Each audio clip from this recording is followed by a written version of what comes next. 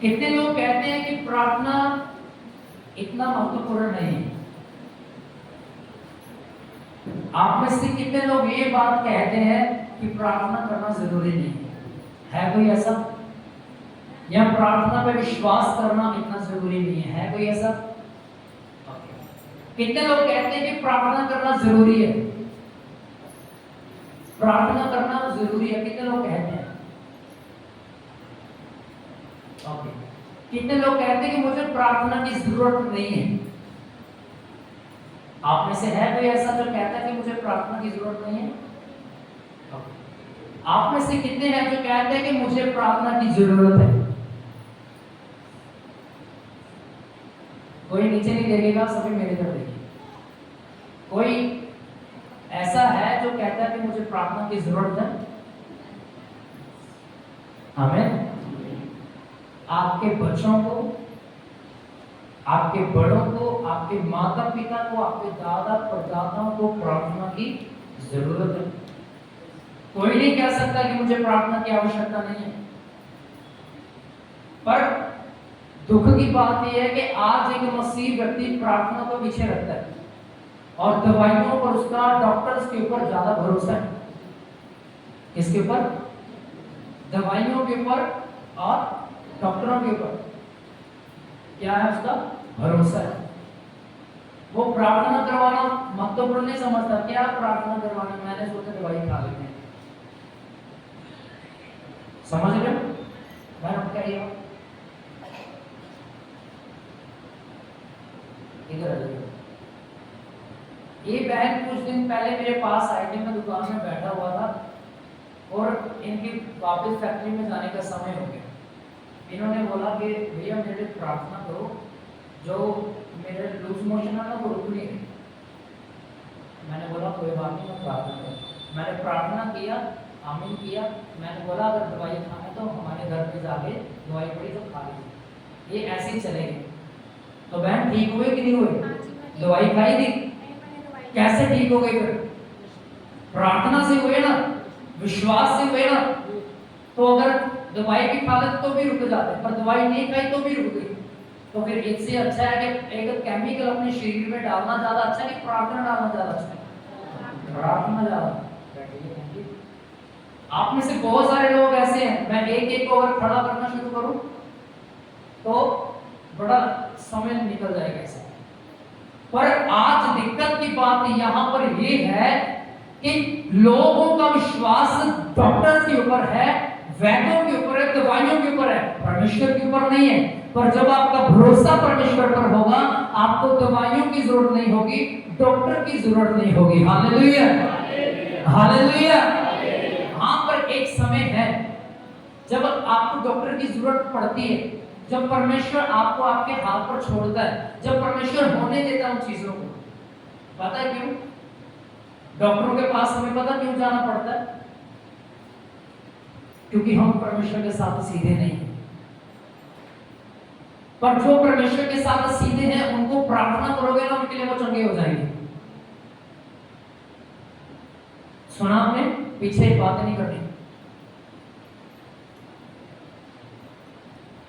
ध्यान से सुनो।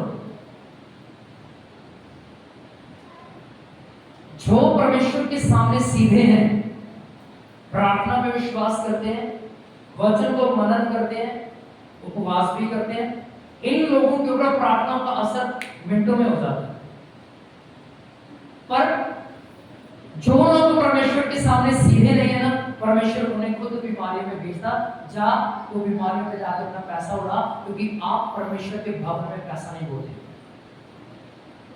अगर मैं यहाँ पर खड़ा होकर एक एक से पूछूं कितने लोगों की 15,000 सैलरी, तो बहुत सारे ऐसे होंगे।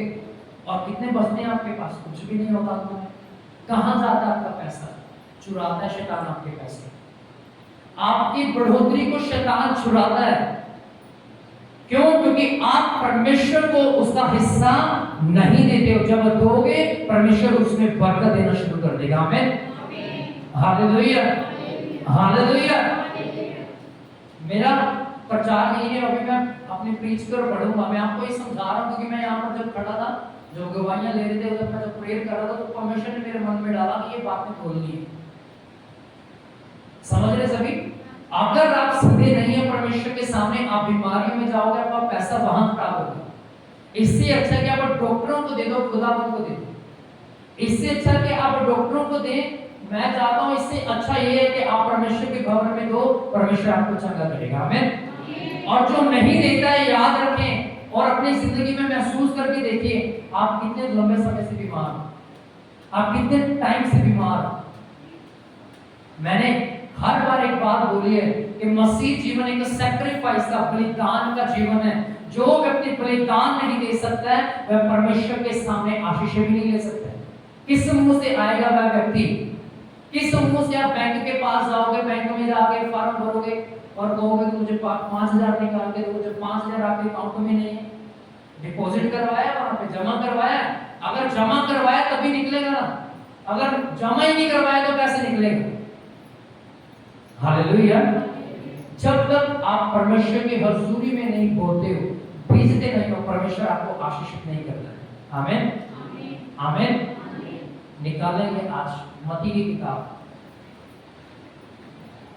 मैथ्यू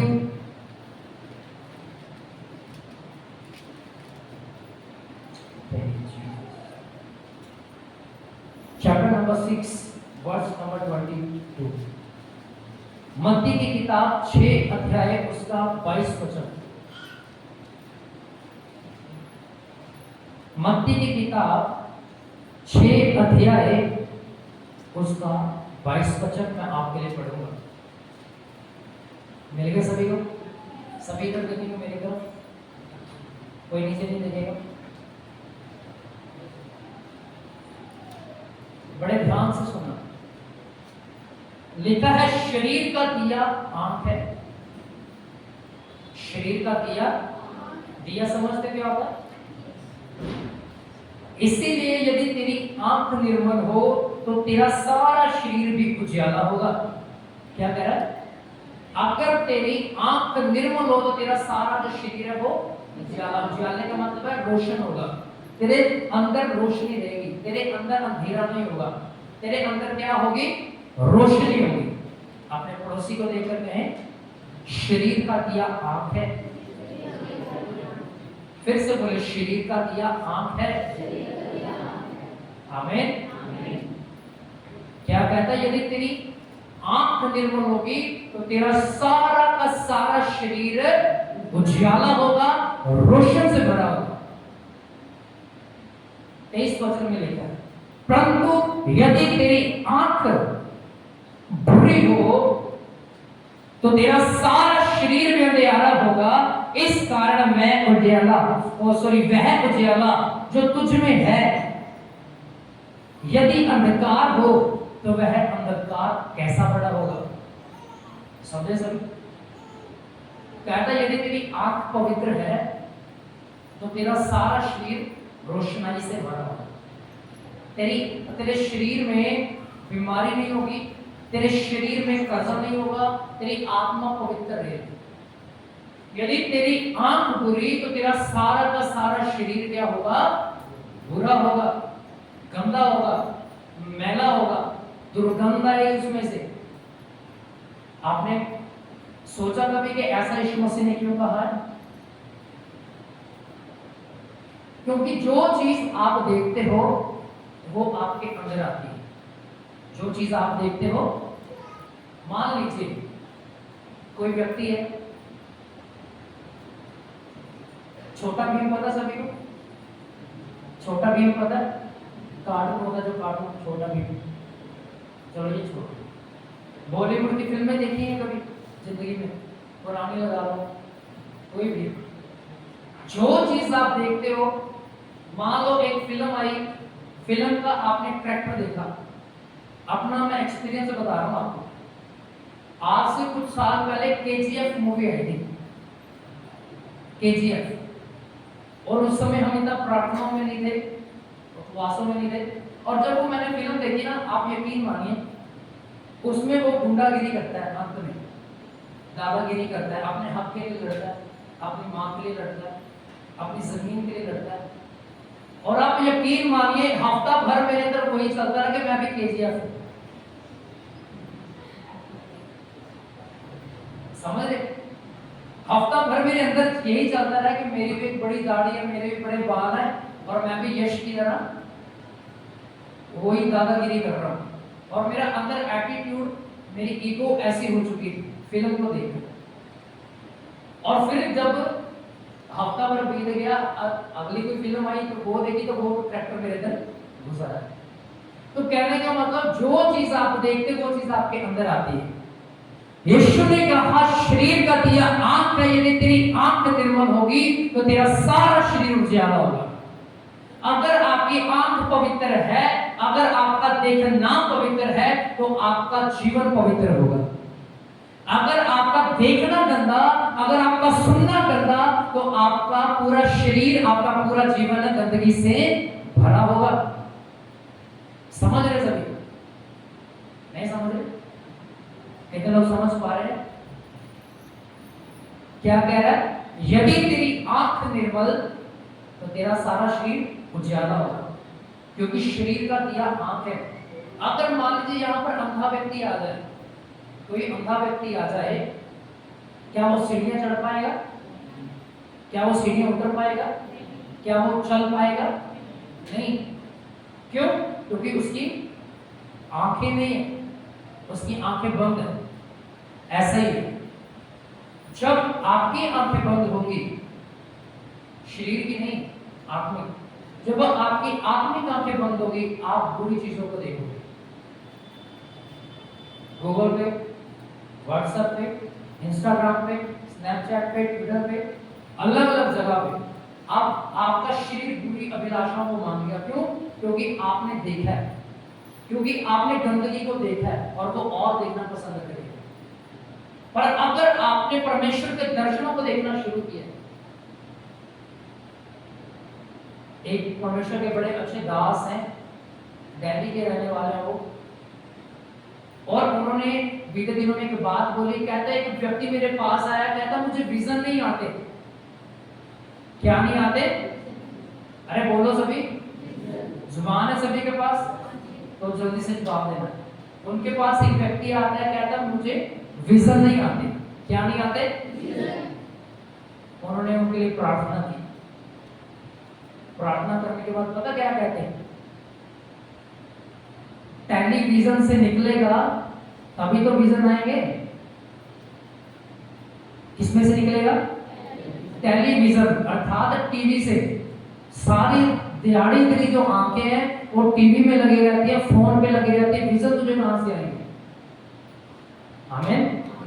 जब तक आप जो चीजें देखोगे तब तक वही चीजें आपके अंदर चलेगी।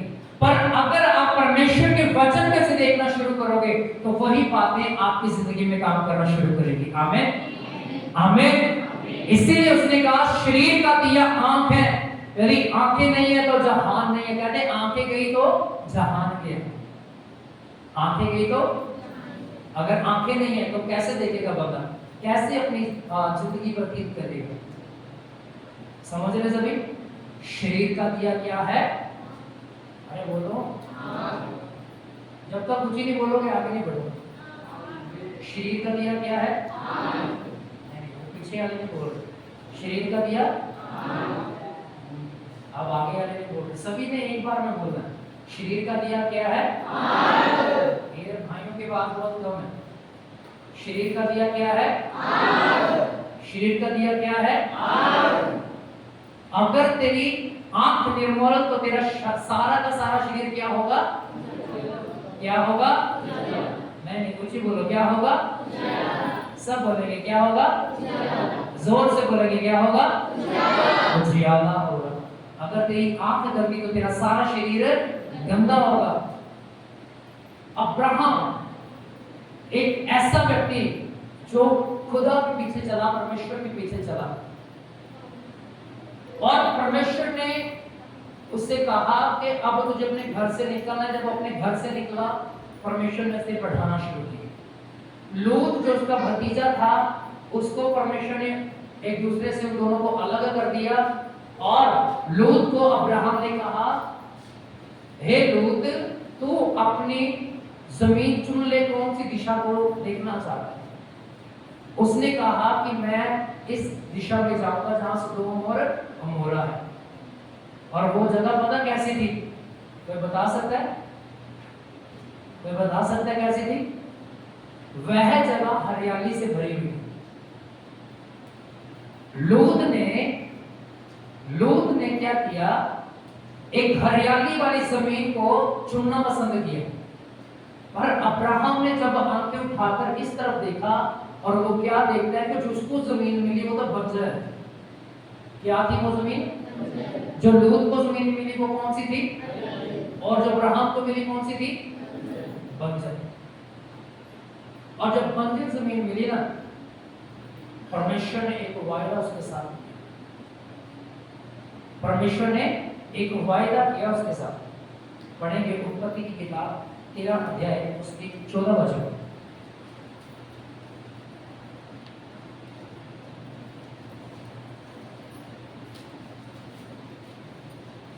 मिलेगा सभी को? उत्पत्ति की किताब 13 अध्याय उसके 14 वचन को हम पढ़ेंगे। सभी इस तरफ देखें, मेरी तरफ, मैं आपके लिए पढ़ूंगा। लिखा है, जब लूत अब्राहम से अलग हुआ तब उसके पश्चात यहोवा ने अब्राहम से कहा, आंख उठाकर जिस स्थान पर तू है वहां से उत्तर दक्षिण पूर्व चारों ओर दृष्टि कर। क्या कहता है?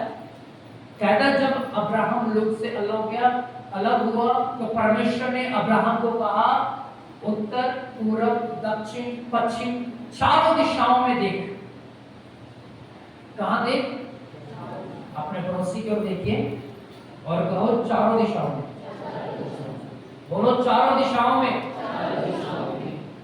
सोने वाले बोलेंगे हालेलुया। अब जागने वाले बोलेंगे हालेलुया। धीमी आवाज में बोलेंगे हालेलुया। दोनों हाथ नीचे करके बोलेंगे हालेलुया। फिर से दोनों हाथ नीचे करके बोलेंगे हालेलुया। बोले बोले यीशु महाराज की आमीन। तो लिखा है 15 वचन में, क्योंकि जितनी भूमि तुझे दिखाई देती है उस सब को मैं तुझे और तेरे वंश को युग युग के लिए दूंगा। अब ध्यान से सुनिए। बाइबल बंद कर दीजिए सभी। कोई बाइबल ना पढ़े, सब बंद कर दो। सब बाइबल बंद कर दीजिए।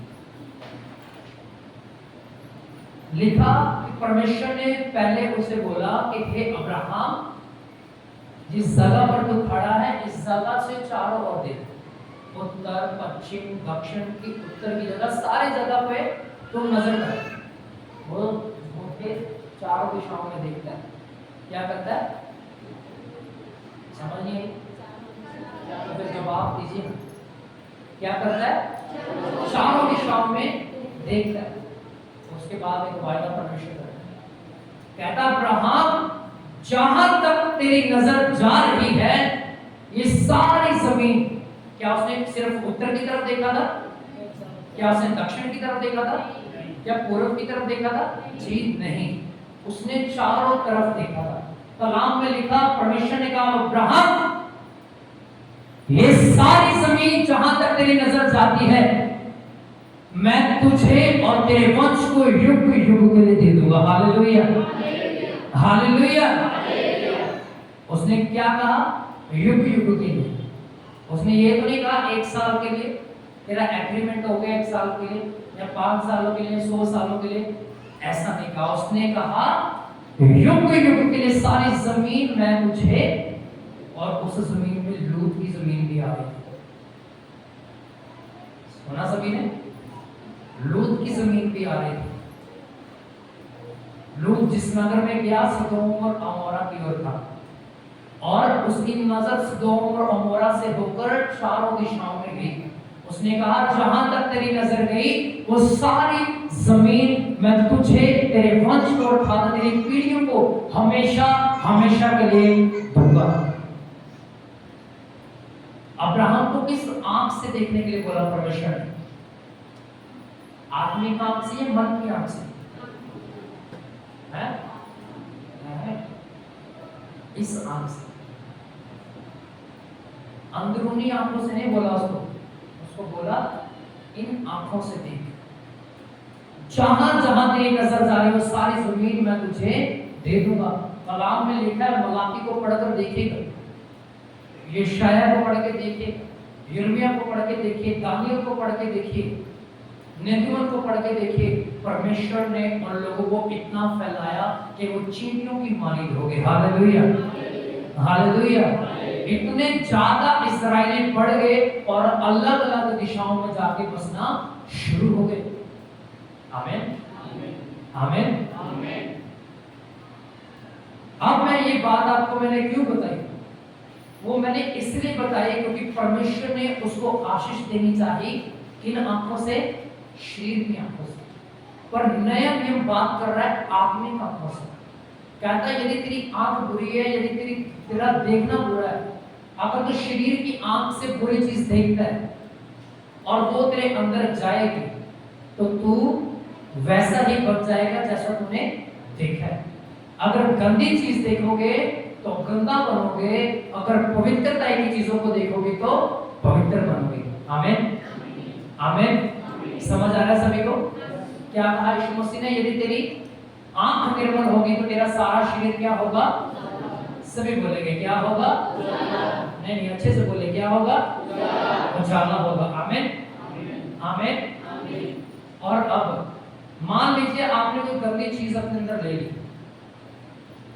कोई गंदी चीज आपने अपने अंदर ले ली, यानी कि मान लीजिए कोई बंदा है, कोई सेक्सुअल चीजों को देखता है, गूगल पे जाके ब्लू मूवीज को देखता है, और जब वो देखता है उसके अंदर उसके दिमाग में वो चीजें गई, और अब पता क्या होगा, जब आप बेबी कंसीव करेंगे वो चीजें ऑटोमेटिकली उसके माइंड में डिस्ट्रीब्यूट हो जाएंगी, यानी कि उसके दिमाग में चले जाएंगी, उसके माइंड में बैठ जाएंगी। एक व्यक्ति पाप में क्यों जाता है? बच्चे को गालियां कौन सिखाता है? आप सिखाते हो? माँ बाप एक बच्चे को गालियां निकालना सिखाता है? तो फिर कैसे सीखता है? जो चीजें आपके अंदर हैं, अगर वो चीजें आपके अंदर बनी रहेंगी, वो चीजें ऑटोमेटिकली आपके बच्चों में ट्रांसफर होंगी। अगर मसा ट्रांसफर होता है, एलिया का मसा एलीशा में ट्रांसफर हो गया, तो ये नेगेटिव बातें भी ट्रांसफर होती हैं। अगर गालियां आप निकालते हैं तो कल आप अपने बच्चों को नहीं बोल सकते कि तू गाली क्यों निकालता है, तू गलत करता है। वो ऑटोमेटिकली निकालेंगे, क्योंकि वो बात आपके अंदर से निकली, वो ट्रांसफर होती रहेगी, उसे कोई रोक नहीं सकता है। जब तक आप नहीं सुधरोगे आपके बच्चे नहीं सुधरेंगे। एक लड़का जो एक जो बाप है, जो पिता है या माता है, जब वो शराब पीता है, वो अपने बच्चे को ये ना कहे कि तू ना पिए, गलत चीज है, वो भी पिएगा और एक बड़ी बोतल आपको पी के दिखाएगा। अगर आप एक छोटा सा पैक ले रहे हो ना, अंदर थोड़ी सी चीज ले रहे, तो वो उसका 3 गुना 2 गुना करके आपको अंदर लेकर दिखाएगा। अगर आप लड़कियों से फ्लर्ट करते हो ना, अगर आप शादीशुदा होकर भी बुरी चीजों में हो, नाजायज संबंधों में हो, आपके परिवार के बच्चे, आपका घराना ऑटोमेटिकली पाप में जाएगा। वो चीजें ट्रांसफर होंगी ही होंगी, क्योंकि वो चीजें आपके अंदर हैं, आप उनके माता पिता। समझ रहे सभी? तो इसीलिए शरीर का दिया आंख है। यदि तेरी आंख निर्मल तो तेरा सारा शरीर क्या होगा? उजाला होगा। सबसे पहले अपने बच्चों को ना सुधारो, अपने बच्चों को पवित्र रहना सिखाओ, अपने आप को सुधारो, खुद पवित्र बनो, तुम्हारे बच्चे तुम्हें देख के पवित्रता में आ जाएंगे। आमीन। वो मस्सा उस समय ट्रांसफर होगा जब आप मस्से के नीचे रहोगे, आप उस अभिषेक के नीचे रहोगे, तो आपके बच्चे भी उस अभिषेक के नीचे रहेंगे। आमीन। एली के बारे में जानते सभी? शमूएल का पासवान था नबी। इसका पासवान शमूएल नबी, जिसने दाऊद का अभिषेक किया। कलाम में लिखा एली खुद पाप में था। पता क्या पाप कर रहा था? उसको पता था कि जो मैं कर रहा हूं, मैं भेंट की रोटियां खा रहा हूं, मेरे आसपास में गंदगी है, परमेश्वर के भवन में जरूरतें हैं, पर मैं पूरी नहीं कर पा रहा। वो खुद पाप में है, उसके बच्चे ऑटोमेटिकली पाप में क्या हो गए? चले गए। उसके बच्चे ऑटोमेटिकली चले गए पाप में। लिखा कि वो जो चर्च में लड़कियां आती थी झाड़ू करने के लिए, सफाई करने के लिए भेंट लेकर आते थे लोग, वो भेंट को पहले खा जाते थे, वह लड़कियों के साथ व्यभिचार करते थे। क्यों? क्योंकि उनकी जो बेटी है, जिसका पिता है, उसके ऊपर आग खत्म हो चुकी थी, और इसी यही वजह थी कि उसके दोनों बच्चों के अंदर से भी आग खत्म हो गई थी। हम क्यों ये कहते हैं कि जो एक घर का चरवाहा है, जो घर का चलाने वाला, सबसे ज्यादा प्रेयर उसकी चाहिए। आपके बच्चे 5 घंटे प्रेयर करते तो आपकी 6 घंटे होनी चाहिए। अगर आपका बच्चा 1 घंटा प्रेयर करता, आपकी 1.5-2 घंटे प्रार्थना होनी चाहिए, क्योंकि जो बेटी पर होगा वो नीचे ऑटोमेटिकली होगा। हालेलुया। कलाम में लिखा, जब मूसा ने देखा कि पहाड़ के ऊपर एक झाड़ी चल रही है पर भस्म नहीं हो रही, वो झाड़ी को देख के ऊपर गया। वो झाड़ी जब उसने देखी कि आग चल रही, नीचे खड़े मूसा के अंदर वो आग अपने आप ट्रांसफर हो गई। हालेलुया। समझ पा रहे हो? जब तक माँ बाप नहीं सुधरेंगे, बच्चे नहीं सुधरेंगे। आप 1000 बार कह दो परमेश्वर को, इनको सुधार, इनको सुधार, परमेश्वर का वचन कहता है तू पहले सुधर, तेरा घराना मैं बचा लूंगा। आमीन। हालेलुया। हालेलुया। अब जो एजेड है ना, ज्यादा जो उम्र के हो चुके हैं, ज्यादा उम्र हो चुकी है, उनको ज्यादा आशिकी सताती है। ज्यादा आशिकी ना उन्हीं को सताती है, उनके अंदर का कीड़ा होता है।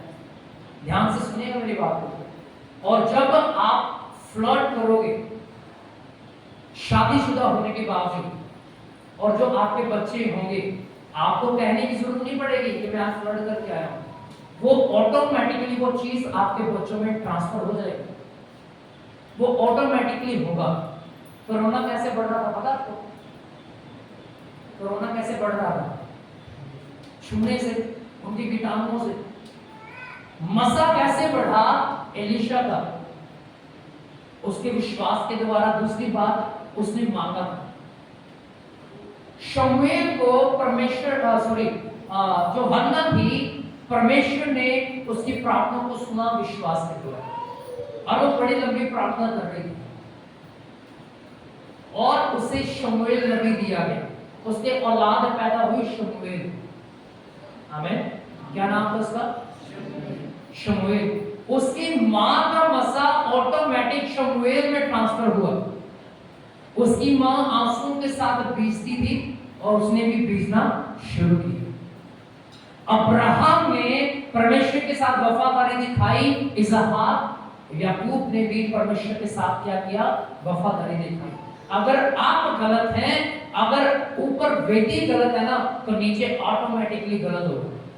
अगर घर का मोटी, अगर घर का चरवाहा गलत है, तो नीचे के बच्चे जो होंगे वो ऑटोमेटिक गलत होंगे, ऑटोमेटिकली वो चीजें ट्रांसफर होंगी।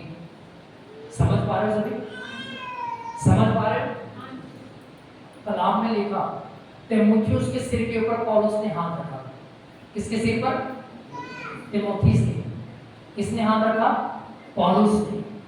हाथ रख के उसने पता क्या प्रार्थना की? कहता, मैंने वो सारे दान और दान जो मेरे अंदर है, मैंने तेरे अंदर ट्रांसफर कर दिए, मैंने तेरे अंदर भेज दिए, और अब इन्हें बढ़ाना और चमकाना तेरा काम है। समझ रहे हो? जब एक माँ बाप गालियां निकालते हैं, जब एक माँ बाप पाप में जीवन व्यतीत करते हैं ना, तब आपको उनके सिर पे हाथ रखने की जरूरत नहीं होती। वो ऑटोमेटिकली उन्हीं चीजों में भागीदार हो जाते हैं, क्योंकि वो आपका खून है, वो आपका खून है, वो आपके बच्चे हैं, वो आपकी संतान है। समझ पा रहे हैं सभी? मैं जानता हूं आज आप इन बातों को नहीं समझोगे। यीशु मसीह ने कहा, आज जो मैं करता हूं तुम इसे अभी समझ नहीं सकते, पर समय आएगा तुम समझ आओगे। मैं जानता इस बात को, आपको आज समझ नहीं आएगी, पर एक समय आएगा जब आप समझ आओगे, जब आपके बच्चे जाएंगे पाप में, जब आप परमेश्वर के सामने रोओगे, गिड़गिड़ाओगे, तो परमेश्वर का वचन आपसे बात करेगा कि पहले तू सुधर, फिर तेरे बच्चे अपने आप सुधर जाएंगे। आमीन। आमीन। शरीर का दिया गया है, क्या है? सभी बोले क्या है? अरे सभी बोलो क्या है? नहीं, सभी नहीं बोल रहे, सभी बोलेंगे क्या है? शरीर का दिया क्या है? अगर तेरी आंख निर्मल है तो तेरा सारा शरीर क्या होगा? उजाला होगा। यदि तेरी आंख बुरी होगी तो तेरा सारा शरीर क्या होगा? अंधियारा होगा। अपने देखने को पवित्र कीजिए, अपने सोचने को पवित्र कीजिए, आपके बच्चे पवित्रता में आ जाएंगे। अगर आप गाली निकालते हो, आपके बच्चे गाली निकालेंगे। अगर आप दारू सुट्टा लगाते हो तो आपके बच्चे दारू सुट्टा लगाएंगे। अगर आज आप जर्दा खाते हो, आपके बच्चे जर्दा खाएंगे। लिखकर लेके जाइए इस बात को यहाँ से, वो ऑटोमेटिकली पाप में चले जाएंगे। एक बार एक लड़का होता है, उसका बाप उससे ना बीड़ी मंगवाता है, पैकेट जा एक बंडल बीड़ी का लेकर। क्या मंगवाता है? बीड़ी मंगवाता है। वो जाता है दुकान पर,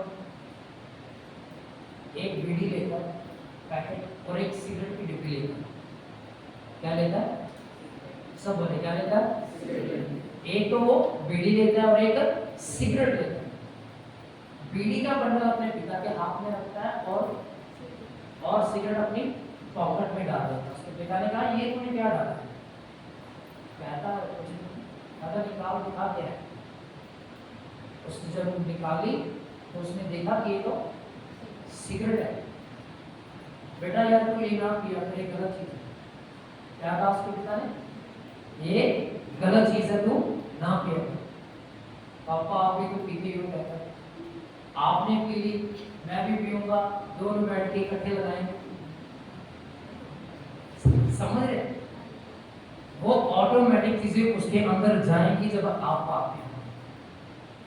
कौन माँ बाप है इस जगह पर जो कहे कि मेरा बच्चा व्यभिचारी बने? है कोई ऐसा? मुझे तो नहीं लगता कि ऐसा होगा कोई। कौन है आप में से ऐसा जो बाप चाहेगा कि उसका पिता शराब पिए या उसके बच्चे शराब पिए या उसकी आने वाले पुश्ते शराब पिए?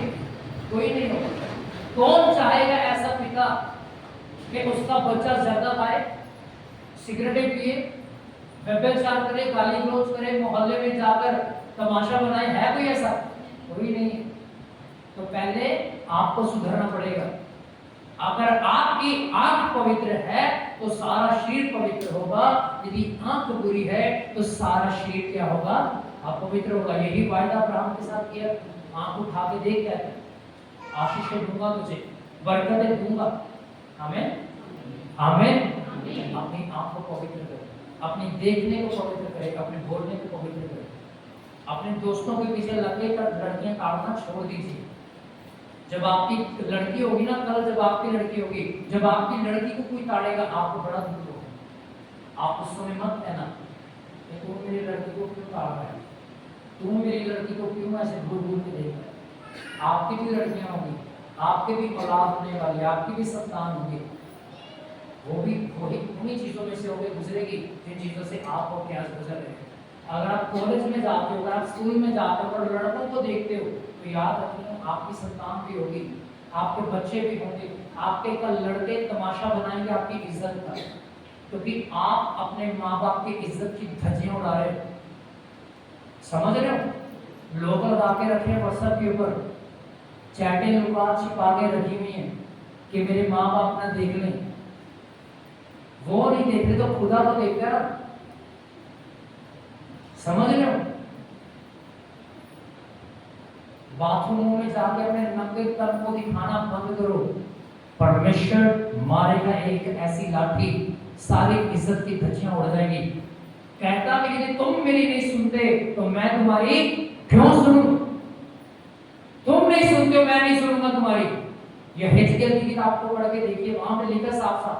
यब्रिया की किताब में भी लिखा, कहता इनके मन हठीले हो गए, इन्होंने अपने मन को पत्थर कर लिया, इसीलिए मैंने इनकी प्रार्थना को सुनना छोड़ दिया। जब वो आपको आपके हाथ पर छोड़ देगा, आपका हाथ बदतर हो जाएगा।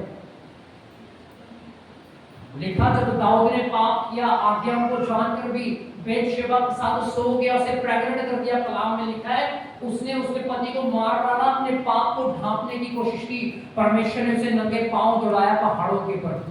जैसे वो बचपन में भेड़ों को चराता था, इतना बड़ा राजा होने के बावजूद भी, इतने सैनिक, इतनी सेना होने के बावजूद भी आज चरवाही कर रहा है, भेड़ों को चरा रहा है। जो राज सिंहासन पर बैठा था एक दिन, वो आज फिर से रोड पर आ गया। अगर वो आपको रूढ़ी से उठा के पतवंतों पे ले जाते हैं ना, याद रखें, अगर पाप बार बार करोगे ना, जानबूझकर करोगे, वो ऊपर से उठा के नीचे पटकने में देर नहीं लगाएगा। समझ रहे हो? पाप करना छोड़ दीजिए। छाड़ दे गुनाह की दोस्ती, रब का ध्यान। हमारा ध्यान है ही नहीं खुदा की तरफ, हमारा ध्यान तो कहीं और ही है। आजकल कंपटीशन चल रहा है, लड़की कितनी सेट कर ली उन्होंने वगैरह, मैंने 2 बोला, मैंने 4 कर ली। कंपटीशन, ये कंपटीशन आपको ले डूबेगा। ये द्वार जो आज आपको चौड़ा लगता है, ये नर्क की तरफ खुलता है, नर्क की तरफ खुल रहा है वो दरवाजा, पर संग्रह है वह मार्ग जो स्वर्ग को ले जाता है। Hallelujah, hallelujah. चैट कर रही है एक लड़का एक लड़की व्हाट्सएप पे, माँ आती है तो छिपा लेते हैं, कुछ और चलाना शुरू कर देते हैं। आपकी चालाकियां परमेश्वर के तखत के सामने नहीं चलने वाली। आपकी चालाकियां एक इंसान के सामने चल सकती है, पर उस खुदा ने जिसने पूरा ब्रह्मांड बनाया, उसके सामने ये चालाकियां नहीं चलने वाली। वो मारेगा, ऐसा मारेगा, आप देखते रह जाओगे। समझ रहे हो सभी? अरे समझ रहे हो? उलट काम छोड़ दीजिए, परमेश्वर आपको उठाएगा। आमीन, आमीन। आइए अपने आप को बंद करें, सब अपने स्थान पर खड़े हो जाएंगे। सभी अपने स्थान पर खड़े हो जाएंगे, अपनी आंखों को बंद कीजिए। याद रखिए, जब परमेश्वर का हुक्म टूटा है, तब परमेश्वर ने ताड़ना की अपने लोगों की।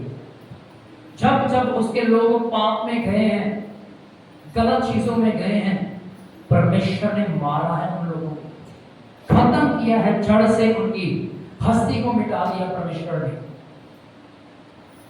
आइए अपनी आंखों को बंद करें, सभी अपनी आंखों को बंद कीजिए।